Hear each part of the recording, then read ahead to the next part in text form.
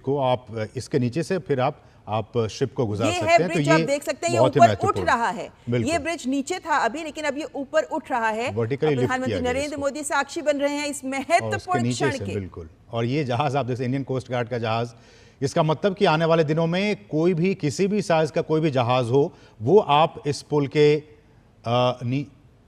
नीचे से गुजार सकते हैं। और ऊपर ट्रेन, नीचे पानी का जहाज। तो ये कहीं ना कहीं एक अद्भुत इंजीनियरिंग भारतीय रेलवे की तरफ से इस तरह का पुल बनाया गया, जिसे हम वर्टिकली लिफ्ट सी ब्रिज कह रहे हैं। और इसे कहा गया था कि इसे 17 मीटर तक ऊपर उठाया जा सकता है। प्रधानमंत्री इस बहुत ही महत्वपूर्ण पल का साक्षी बनते हुए वहाँ पे जो तमाम लोग हैं वो उनका आदर सत्कार करते हुए, और प्रधानमंत्री इन तमाम चीज़ों को देखते हुए, बारीकी से समझते हुए किस तरह से इस पुल का निर्माण किया गया।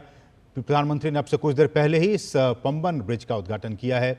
हरी झंडी दिखाकर ट्रेन को रवाना किया गया। ये ट्रेन मुख्य भूमि से जोड़ता है रामेश्वरम और तमिलनाडु को, और दूसरी तरफ उसके ठीक बाद इंडियन कोस्ट गार्ड का वो जहाज जो कि इस वर्टिकली सी लिफ्ट ब्रिज के नीचे से भी गुजरा। इन दोनों ही दृश्यों को आपने देखा कि एक तरफ रेलवे यातायात और दूसरी तरफ जो पानी का जहाज है वो शिप। आप देख सकते हैं कि अरब सागर के नीले विस्तार का अद्भुत दृश्य पेश कर रही हैं। ये रेल यात्राएं बहुत लोगों को पसंद भी आती हैं, और यहाँ पर खाड़ी पर भारत का बना हुआ सबसे लंबा पुल माना जाता है ये।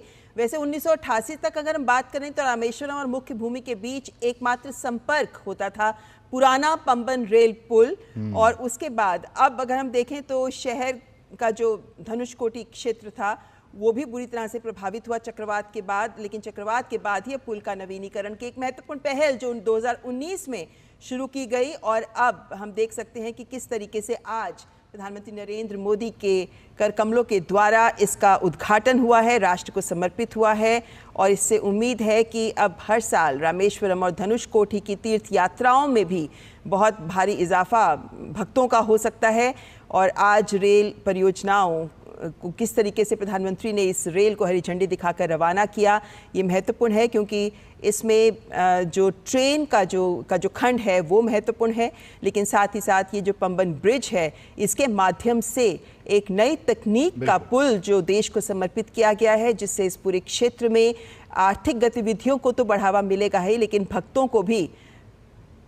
को भी यहाँ पर सुविधा मिलेगी पहुँचने के लिए। आपको लगता है प्रोफेसर तिवारी साहब कि ये दृश्य देखने के बाद लोगों में भी उत्सुकता होगी कि यहाँ पहुँचना चाहिए? रोमांचकारी दृश्य है जिसको आप अभियात्रिकी की एक प्रकार से चमत्कार भी कह सकते हैं। लेकिन जैसा कि आपने स्वयं बताया कि ये चाहे भक्त हों, चाहे पर्यटक हों, चाहे वो धार्मिक हों या आर्थिक रूप से वहाँ पर यात्रा करना चाह रहे हों, उनके लिए जो सुगमता है, पहले जो कम से कम पिछले 4-5 वर्षों से 3-4 वर्षों से जो ये रेल यात्रा बंद हो गई थी, तो जो सड़क मार्ग है उस पर कितना दबाव रहा होगा, इसलिए यात्रा में भी असुविधा हुई होगी। और आज के बाद मुझे लगता है कि रेल के माध्यम से तो यात्रा और भी सुगम हो जाती है। और दूसरी बात जो आपने कही कि कितना सुंदर दृश्य है, ये जो दो सागर एक तरह से मिलते हैं और उनका जो दृश्य है मिलन का, तो भारत को यदि देखा जाए तो जगह जगह संगम है, चाहे वो तमिल संगमम काशी में हो, चाहे वो गांधीनगर में हो, या किसी और क्षेत्र में हो, या अयोध्या में हो।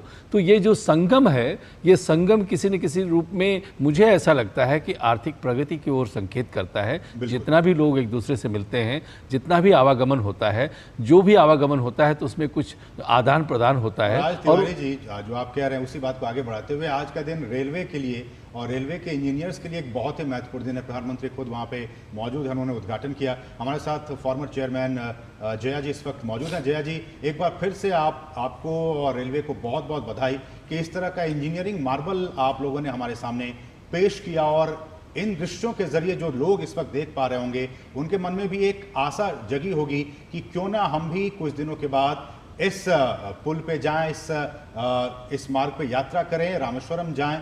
तो आप लोगों ने एक बहुत ही अद्भुत और बहुत ही कमाल करके दिखाया है इस पुल को बनाकर, वर्टिकली लिफ्ट सी ब्रिज को बनाकर। एक बार फिर से आपको बहुत बहुत बधाई जया जी।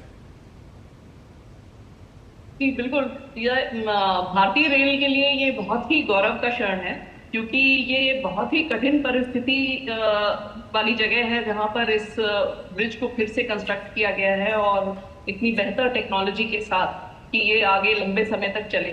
और इससे